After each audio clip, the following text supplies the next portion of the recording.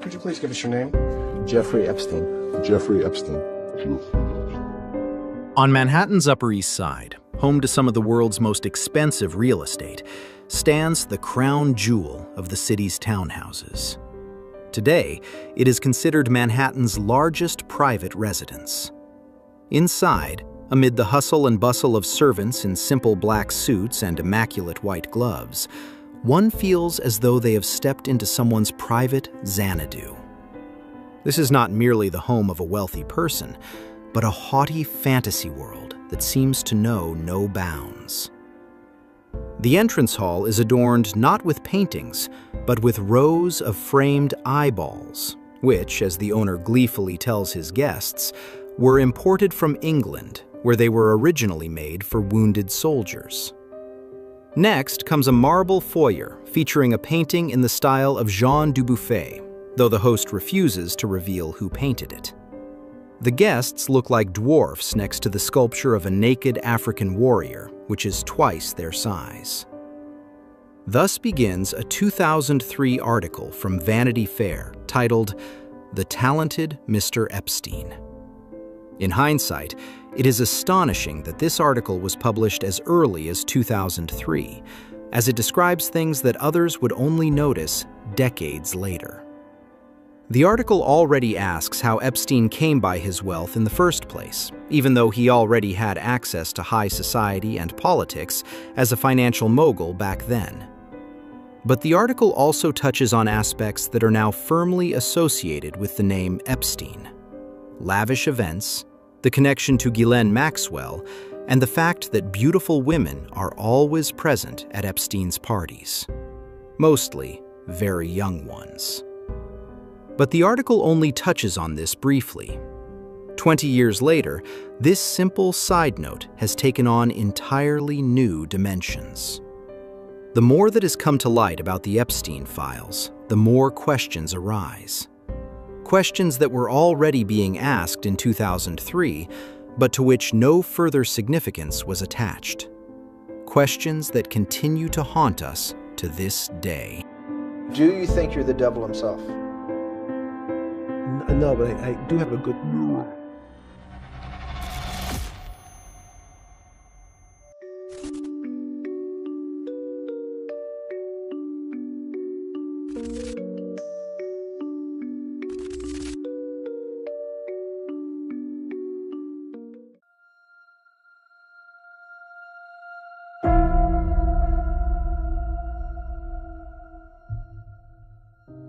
We are in the United States of the 1960s, on Coney Island in southern New York City.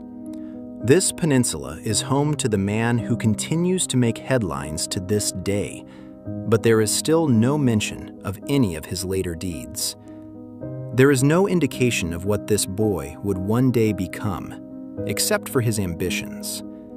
An old classmate recalls that he spoke early on of becoming very wealthy one day. Young Jeffrey Epstein would prove to be right. He was born on January 20th, 1953, to Paula and Seymour Epstein. Seymour initially worked for his father's demolition company and later for the New York City Parks Department. Paula also worked, but her primary focus was on the household and raising the children. In 1954, Jeffrey's brother Mark was born.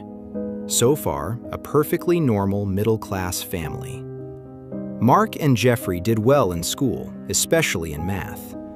After graduating, Jeffrey took physics courses at Cooper Union College between 1969 and 1971, though he did not graduate from there.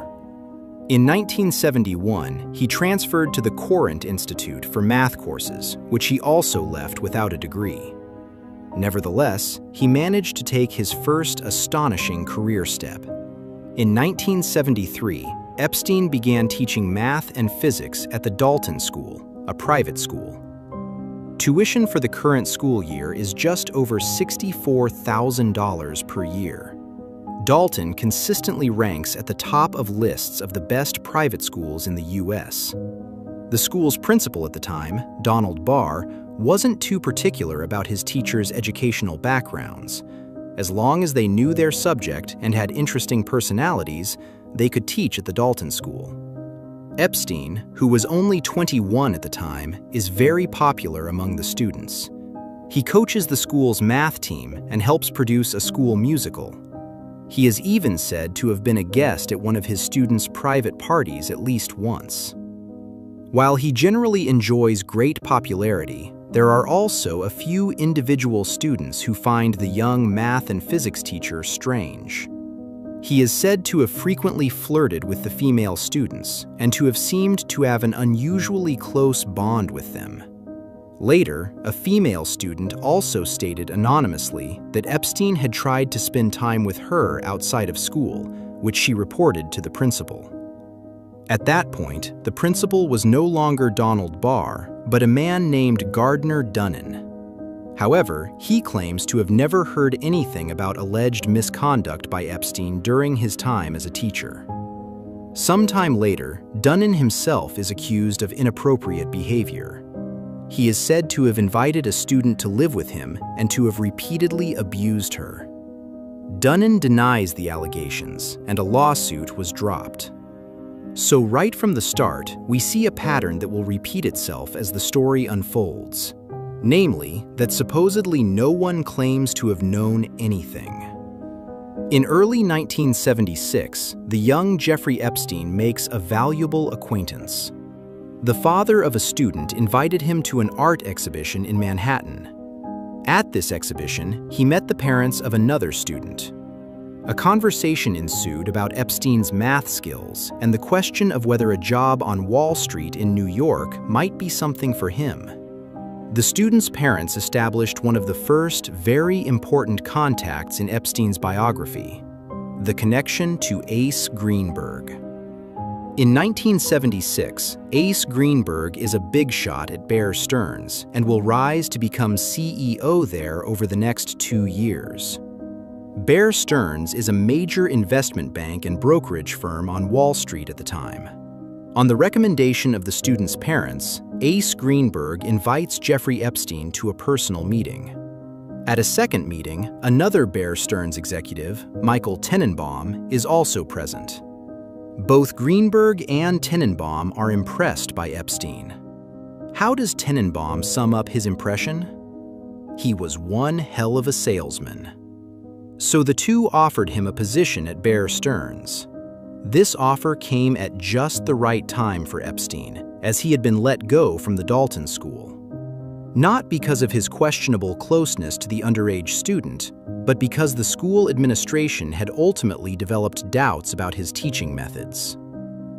As a newly minted salesman, Epstein earned a good $25,000 a year back then. In today's terms, that would be $140,000.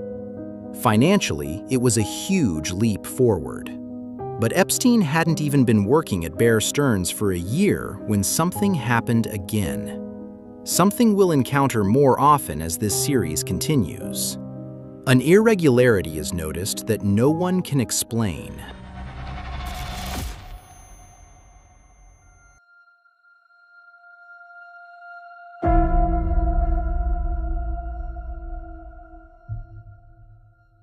In 1977, Michael Tenenbaum received a call from the Human Resources Department at Bear Stearns. There, they had taken a closer look at the resume of their new star salesman, Epstein. In the document, he had claimed to hold 2 university degrees from institutions where he had never even been enrolled. He only admitted this to his boss, Michael Tenenbaum, when Tenenbaum confronted him about the lie on his resume. Epstein says he simply knew that without a college degree, no one at Bear Stearns would have given him a chance. Michael Tenenbaum is disarmed by Epstein's sudden honesty after this brazen lie. Epstein emerges from the situation unscathed. He keeps his job at Bear Stearns and is thus able to continue networking with all sorts of wealthy people on Wall Street. Exactly how that happened and what Epstein did in the years that followed remains the subject of many conspiracy theories to this day. Such theories will continue to accompany us throughout the entire series. Nevertheless, we want to focus exclusively on proven facts. In late 2025, the New York Times published an extensive investigation into a specific question. If Jeffrey Epstein was indeed just an ordinary middle-class guy, how did he later, first, come to have such prominent acquaintances, and second, amass so much money? According to the Times' investigation, Jeffrey Epstein is, to quote the paper, a relentless con artist. But the specific mechanisms by which he is said to have made his money are very intriguing. There are many theories on this. Epstein may have worked for intelligence agencies from the start and become rich that way. In this case, one certainly can't rule anything out completely, but the research actually paints a rather revealing picture of how Epstein came by his money. According to this, no grand conspiracy was necessary, just sheer audacity and ruthlessness. During his first 20 years on Wall Street, for example, Epstein deliberately abused expense reports. Employees cover costs out of pocket, and the employer reimburses them later. A simple principle that Epstein apparently enjoyed manipulating. During a trip to the Caribbean for a conference, for example, he spent $10,000 on jewelry and outfits for his then partner. He then billed the company for it. The finance department certainly noticed this, but there were no consequences. In addition, Epstein is alleged to have manipulated insider trading as part of his work to fleece other people out of their money. Bit by bit, he tested the waters to see what he could get away with, and so he apparently amassed a considerable fortune bit by bit. While he initially dealt in sums in the 4 or low 5-figure range, these amounts snowballed higher and higher over the years. His relationship with a man named Jimmy Kane is said to have been particularly important in this regard. Even back then, rumors were circulating in the company that Epstein had helped Kane meet women and that he procured drugs for Kane. In return, Kane is said to have leveraged his own contacts and introduced Epstein to people in the business world. Even at that time, Epstein is said to have exploited women to secure his position. For example, immediately after being hired at Bear Stearns, he began dating Ace Greenberg's daughter. After 4 years at Bear Stearns, Epstein had fully established himself in New York high society. He was able to build a solid network, which in turn led to invitations to parties, lucrative business deals, and new clients.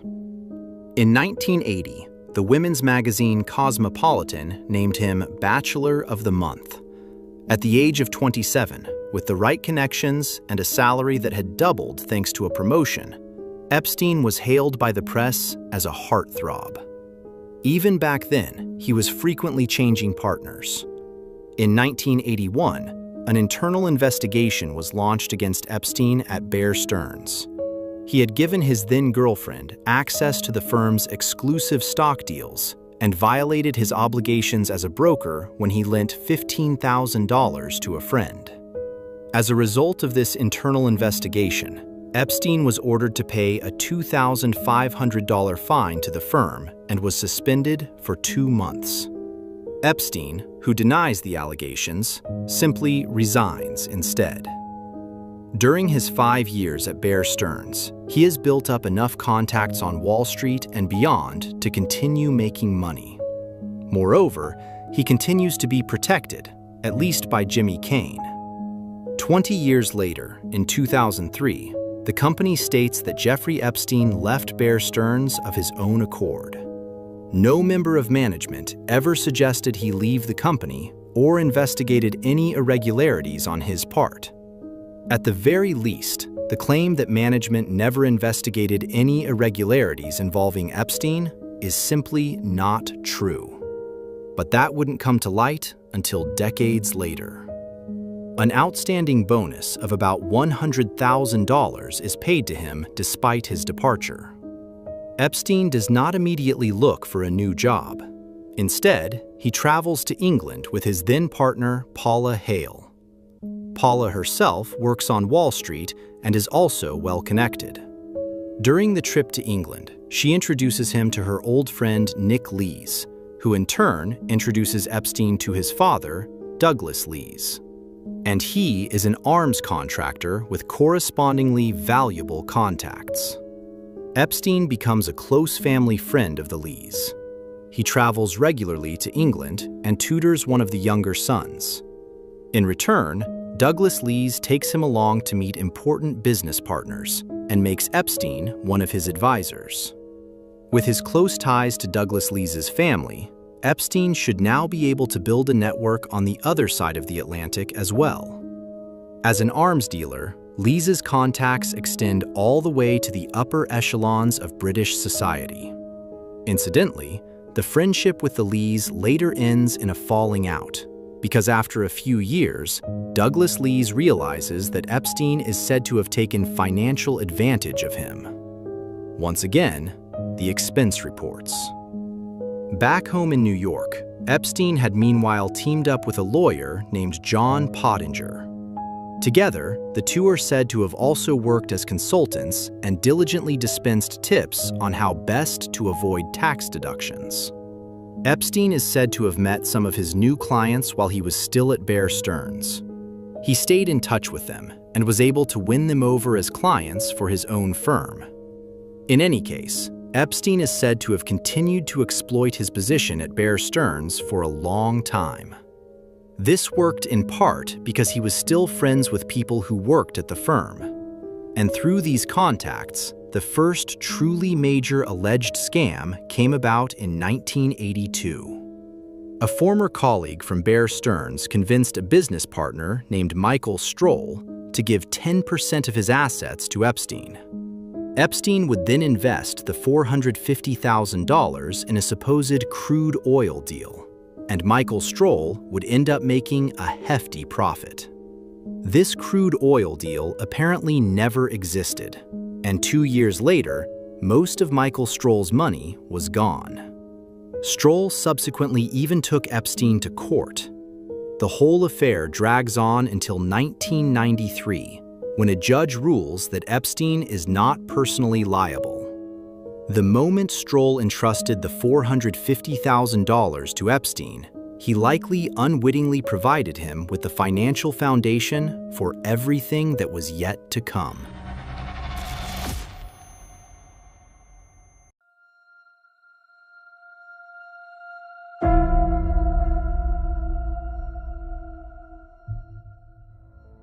Through his connections, Epstein had by then met his girlfriend, Eva Anderson, with whom he would be together for 11 years. Nevertheless, he was also seeing other women at the same time. For example, the Spanish actress Ana Obregón. It was precisely through this affair that Epstein may have crossed the $1 million mark. Just as he was dating Ana Obregón, the brokerage firm Drysdale Securities collapsed, and the money of several investors vanished into thin air. This included the money belonging to Ana Obregón's family. The Obregóns and a few other families learned about the supposed financial prodigy Epstein through Ana. They commissioned him to track down the missing millions for them, and to this day, no one knows how, but he succeeds. And for this success, he naturally receives compensation, which, given the initial sum, must have been substantial. Now Epstein, who used to be an employee, is himself a client at Bear Stearns. He instructs his former colleagues to buy and sell stocks and funds on his behalf. Through his regular contact with Bear Stearns, Epstein meets a secretary there in 1986 named Patricia Schmidt. She is 23 at the time. He is 10 years older.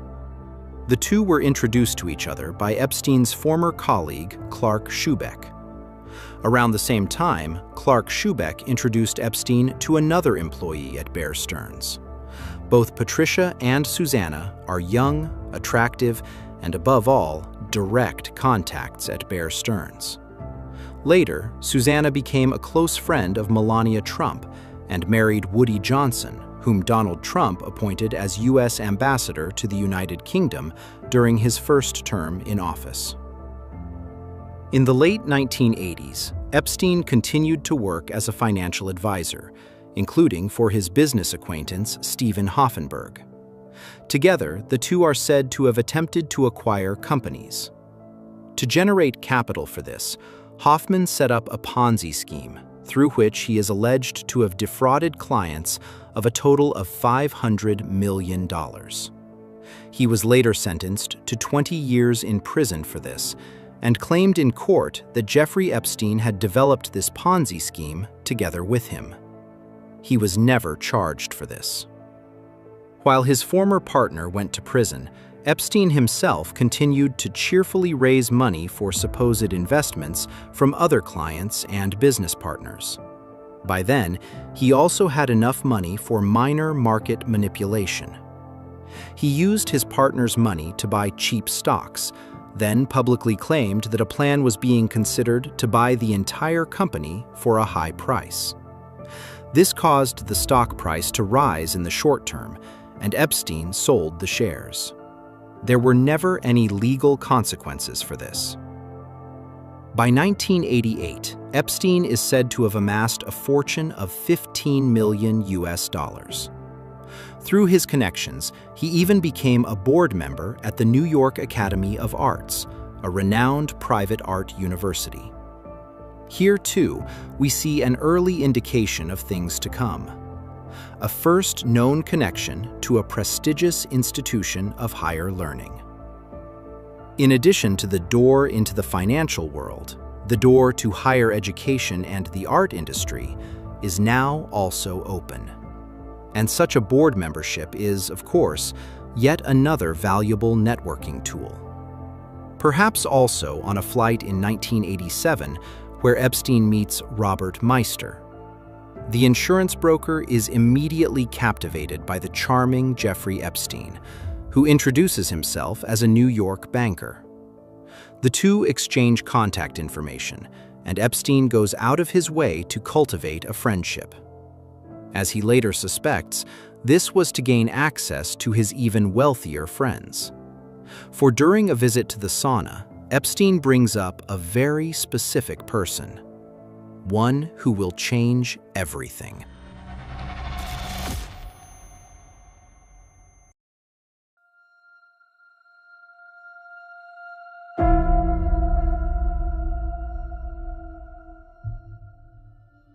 Epstein asks his new friend Robert Meister about a man named Les Waxner. He's heard rumors that Waxner's financial advisors allegedly stole money from him. Epstein talks about his own experiences, probably about how he tracked down the Obregon's fortune. Robert Meister does Epstein a favor and introduces him to Les Waxner. Waxner is an absolutely key figure in Epstein's life story. He is a billionaire and, at the time, the CEO of Victoria's Secret, and number 6 on the list of the richest Americans. The meeting between Epstein and Waxner apparently goes more than well.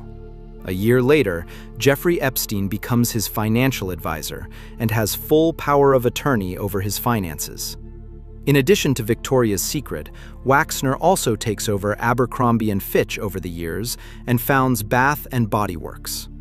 Actually, Waxner already had a financial advisor named Harold Levin at the time, but Waxner is convinced by Epstein and wants Levin to work with him. Levin later recalls his first meeting with Epstein as follows. Epstein tried to explain a foreign exchange deal to me that he wanted to execute for Les Waxner. I have a Master of Business Administration from Ohio State University, but I didn't understand a word of what the guy was saying. I told Les, stay away from him. Although the foreign exchange deal in question never materialized, Waxner did not distance himself from the matter. Instead, he made Epstein his financial advisor. Harold Levin was supposed to continue working under Epstein, but he chose to resign instead.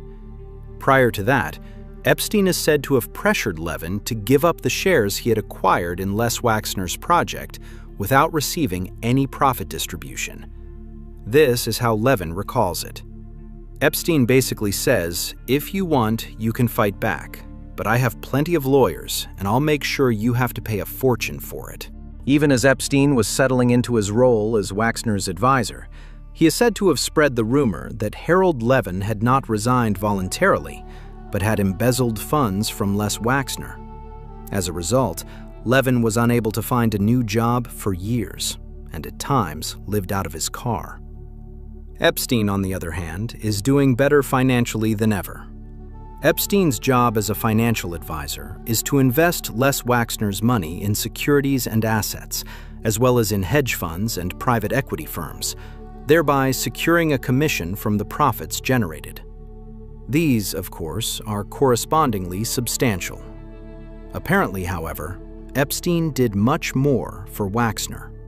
For example, he is said to have managed the design and construction of his super yacht, the Limitless. He is also involved in a luxury real estate project of Waxner's.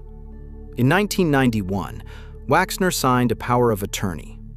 Epstein now not only has access to his assets, but can also hire employees, sign checks, buy and sell real estate, and borrow money on Les Waxner's behalf. In addition to former advisor Harold, other people in Les Waxner's circle claim to have warned the entrepreneur about Epstein.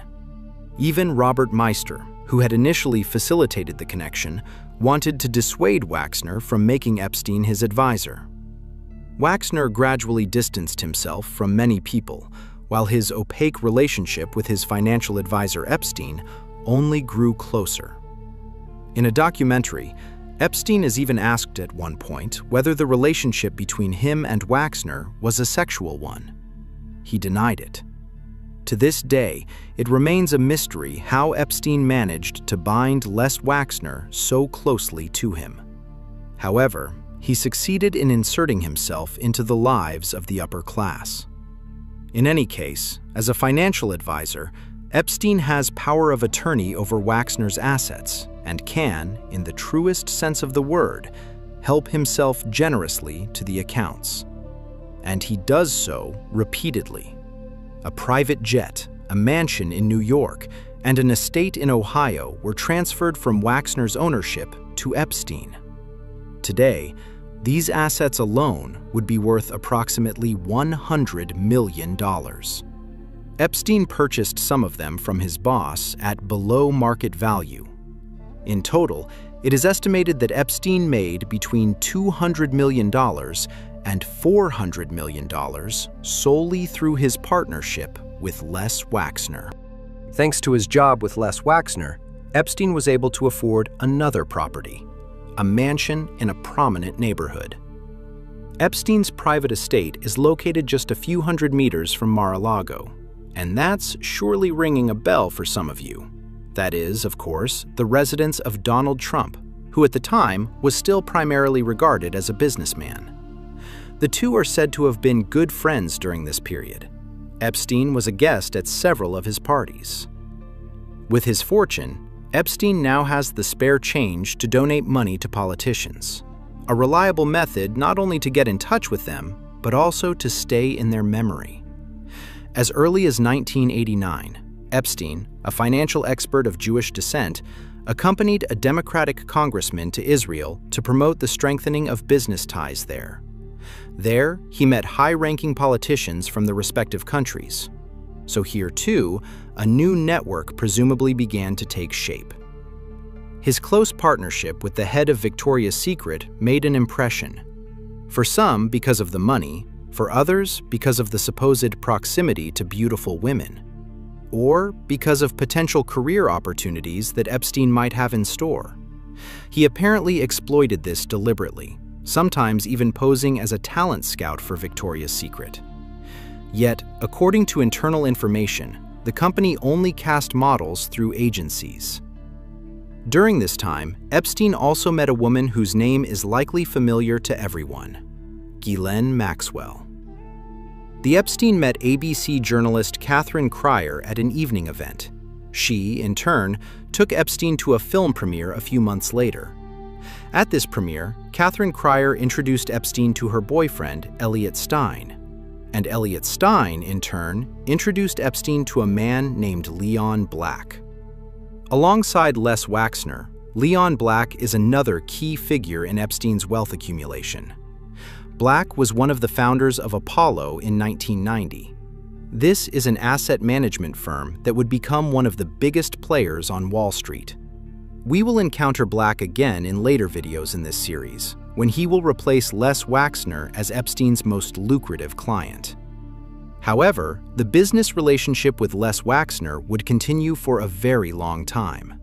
It was through this connection that Epstein first met then U.S. President Bill Clinton in 1993. By this point, Epstein had already made several donations to a wide range of politicians. In return, even before his visit with Clinton, he had received invitations from various politicians to attend diverse events. Epstein continued to work as a financial advisor for various wealthy clients, and the board seat at the Academy of Arts was his entry into the academic world. Epstein cemented this by founding his own foundation, the J. Epstein Foundation. Through his foundation, he established contacts with other universities and educational institutions, including Harvard and Rockefeller University, and thus the Trilateral Commission, which was founded by David Rockefeller. This, in turn, is a think tank that advises politicians from North America as well as Europe and Asia. And that represents an entirely new network of contacts spanning the entire globe.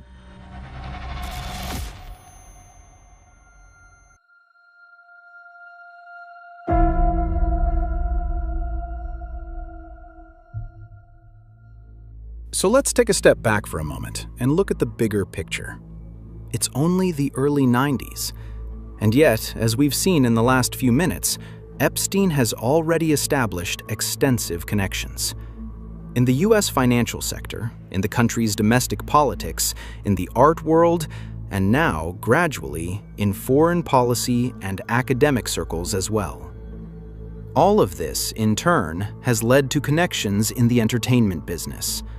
After all, Epstein can make a powerful impression on new acquaintances with name-dropping and the accompanying half-truths, extravagant parties, and his private jets. Not only with women like model Eva Anderson or actress Anna Obregon, but also with men like Kevin Spacey or Chris Tucker, as well as with CEOs of other companies, for example from the jewelry firm Tiffany & Company, the cosmetics brand Revlon, and the Hyatt hotel chain. Also, heads of newspapers and news agencies, scientists, and Nobel laureates like Gerald Edelman and Murray Gell-Mann. And contacts like these can not only make an impression, but also intimidate. One reporter is said to have even received 3 threats from Epstein while preparing an article. If he didn't like the article, there would be trouble. The full extent of these threats would only be made public by the article's author years later. It cannot be ruled out that, in addition to Vicky Ward, who wrote the Vanity Fair article, there were other journalists who had tried years ago to get the whole story out, and that this was precisely what Epstein and his powerful contacts prevented. What was only vaguely hinted at in the final version of Vicky's article was, according to her own statements, actually quite concrete. However, these passages were removed from the article. She blames Graydon Carter, the then editor of Vanity Fair, for this. He did not believe the women's accounts, but sided with Epstein. Carter, in turn, defends himself against these accusations and claims, "There were no 3 official sources, and therefore this aspect of the story did not meet our legal and editorial standards. If we'd had 3 people willing to stand up for us in court should Epstein have sued, we would have published the article. Period. End of story." From a legal standpoint, it's actually understandable that Carter wanted to protect the magazine from legal action by Epstein. If the 3 women had had to testify in court on behalf of Vanity Fair, as Carter said, the burden of responsibility would ultimately have fallen on the victims, and that would have been extremely difficult to bear, both emotionally and financially. This is precisely the kind of pattern that allows people with a lot of money to get away with a lot of things. Vicky Ward, too, can understand why her editor at the time decided not to include the allegations in the article. Nevertheless, she believes the decision was wrong. Another source later stated that Carter had been literally bombarded with calls from Epstein. During that time, he noticed a fresh bullet hole right next to his apartment in Manhattan one day and interpreted it as a warning from Epstein. Vicky Ward herself was pregnant with twins when she wrote and published the article. She describes how Epstein called her repeatedly after their initial contact regarding the article. Some of his contacts also reached out to her on their own initiative. For example, Jimmy Kane, Epstein's contact at Bear Stearns, for whom he is alleged to have procured drugs and women, at least during his time there. Even while Vicky was working on her article, Epstein is said to have repeatedly asked her one question: "What do you have on the girls?" She then confronted Epstein personally with these statements. He immediately called editor Carter and put pressure on him. He is even said to have sent letters, allegedly from Vicky Ward's sources, to the editor. The women claim these letters were not from them at all.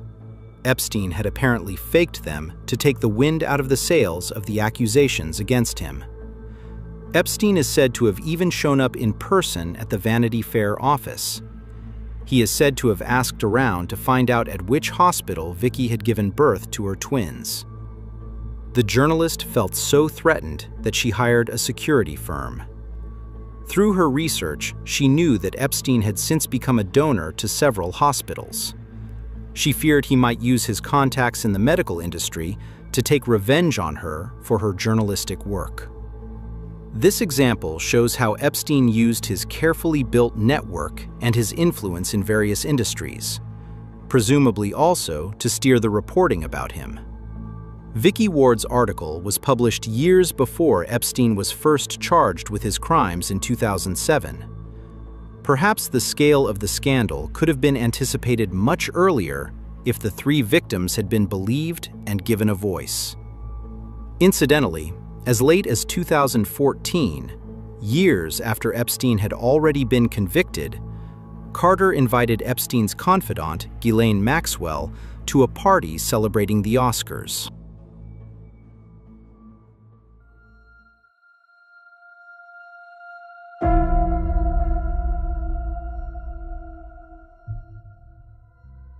As early as the early 1990s, there were women who felt uncomfortable around Jeffrey Epstein.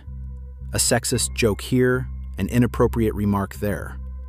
Unfortunately, many women are used to such behavior, and the sad truth is, who could any of the affected women have complained to back then? As we have seen, Epstein's misconduct never really had any consequences. Robert Meister, who introduced Jeffrey Epstein to Les Waxner, also heard disturbing things about Epstein's preferences as early as the late 1980s. He says, "Imagine the worst thing anyone could do, and Epstein did it all." Robert Meister says he cut off contact with Epstein soon after. Namely, after Epstein once showed up unannounced at Meister's apartment with 5 models. The women's presence was supposedly intended as a gift. Meister says he sent Epstein and the women away and told him he never wanted to see him again. But whatever Robert Meister claims to have heard or thought about Epstein, he didn't report it to anyone. As early as 1996, there was a woman who demonstrably reported Jeffrey Epstein to the authorities, with serious allegations. In the summer of '96, the artist Maria Farmer was working on a project at Les Wexner's villa on Epstein's behalf. Maria is 25 years old. Epstein had promised to promote her artistic career. After all, he is a board member of the New York Academy of Arts. And he actually told Maria about a commission he had secured for her. She was to create several paintings for the set design of an upcoming Hollywood film. For an aspiring artist like Maria, this was a commission that could change everything. She was to spend the summer at Les Wexner's villa to work on her project there undisturbed. Such an opportunity is tempting, even though Maria had already observed strange things at Epstein's New York apartment. She claims to have recognized several government officials coming and going at Epstein's place. And she says she saw several high school-aged girls being brought into the house by Ghislaine Maxwell every day to meet Epstein, because he was supposed to cast them for the Victoria's Secret catalog, as she was told. She also claims to have met Donald Trump there once. When he stared at her quite openly, Epstein is said to have told Trump, "She's not here for you." Later, Maria claims to have overheard Trump say that she looked no older than 16. Maria would later testify under oath that she felt constantly monitored after her arrival at Les Wexner's estate. She had to ask permission for everything. The property was guarded by armed security guards and dogs. During her stay, she had regular contact only with Jeffrey Epstein and Ghislaine Maxwell. After about 8 weeks, Epstein and Maxwell invited Maria into their bedroom and molested her there. Maria says she immediately fled the room and called the police. But on the other end of the line, she was told only, "We work for Les Wexner." A police spokesperson confirmed years later that officers were indeed under contract to Wexner's security service at that time. However, no records of a call from Maria Farmer remain. Next, Maria called her father, who immediately got in his car to pick her up. Maria also has a younger sister named Annie. Annie also knows Jeffrey Epstein. He is said to have promised to finance a trip abroad for her to enhance her resume. Annie was desperate to get into an Ivy League university and needed that kind of experience to do so. Epstein pretended to want to help.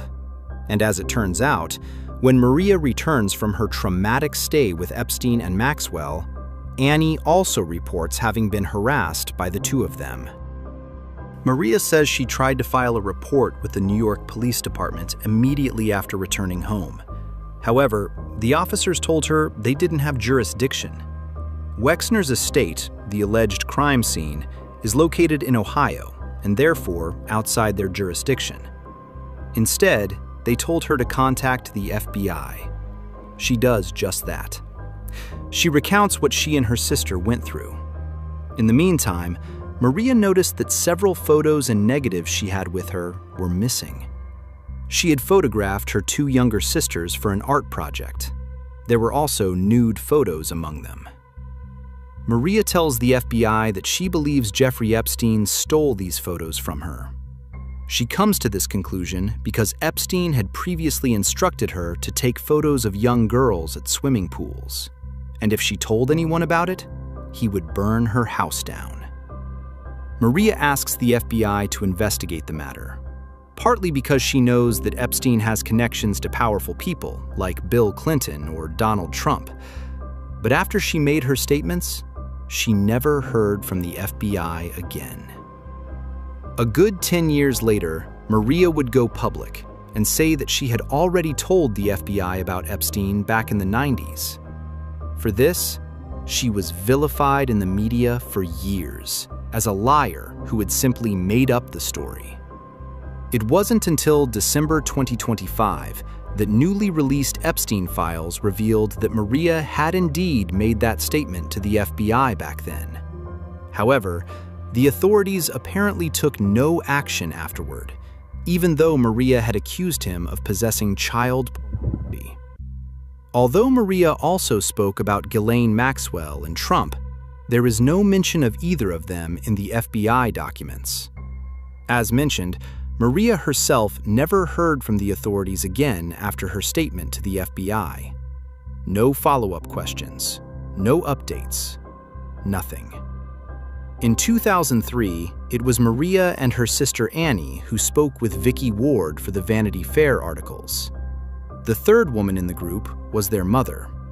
All three described their allegations to the journalist, but these were completely omitted from the article. The girl's mother told the journalist that she believed her daughters were safe with Epstein, partly because he had personally contacted her and reassured her, and partly because Ghislaine Maxwell was always present, a woman who, she thought, would certainly keep an eye on Maria and Annie. It wasn't just the investigative authorities who received serious tips as early as 1996 and failed to act. That same year, Victoria's Secret executives were informed that Epstein had attempted to interfere in the recruitment of lingerie models for the Victoria's Secret catalog. Les Waxner is said to have promised to look into the matter. That apparently didn't happen. At the very least, Epstein didn't stop with the scheme. Model and actress Alicia Arden reports that in 1997, Epstein promised her a modeling job for Victoria's Secret. He introduced himself to her as a talent scout for the company. Epstein allegedly summoned her to a hotel room in Santa Monica for an audition for the catalog. There, Epstein first made derogatory comments about her figure and asked her to come closer so he could get a better look at her. Then, he allegedly touched her inappropriately, tried to undress her, and said he wanted to have his way with her. Alicia fled the hotel room in tears before anything worse could happen.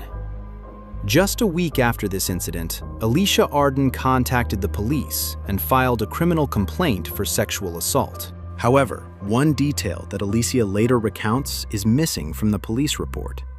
Epstein is said to have tried to placate her with a $100 bill. He even ran after her barefoot outside to give her the money. Only then did she accept it and drive away.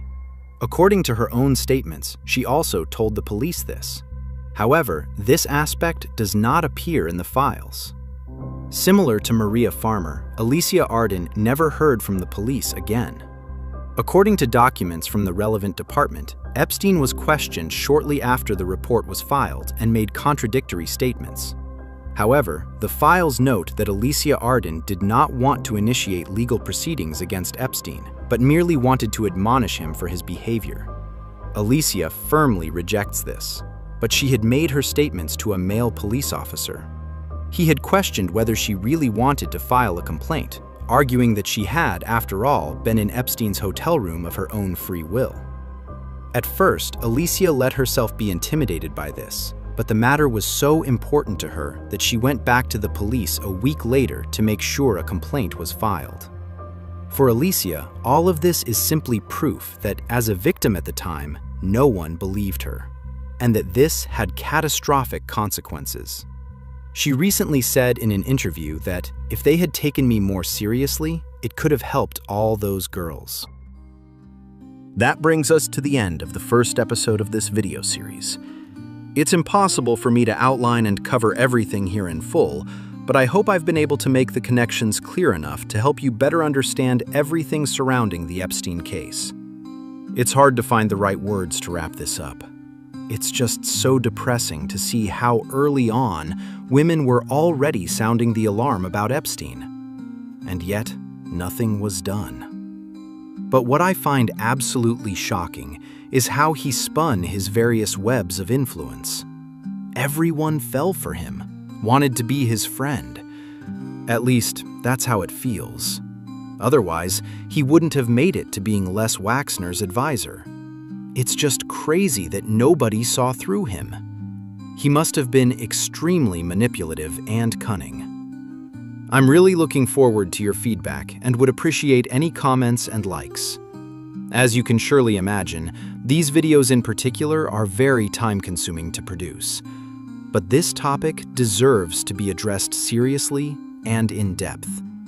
Other than that, there isn't much more to say. I wish you a good morning, afternoon, or evening, whichever time you're watching this, and hope to see you again in the next video. Until then, ciao everyone.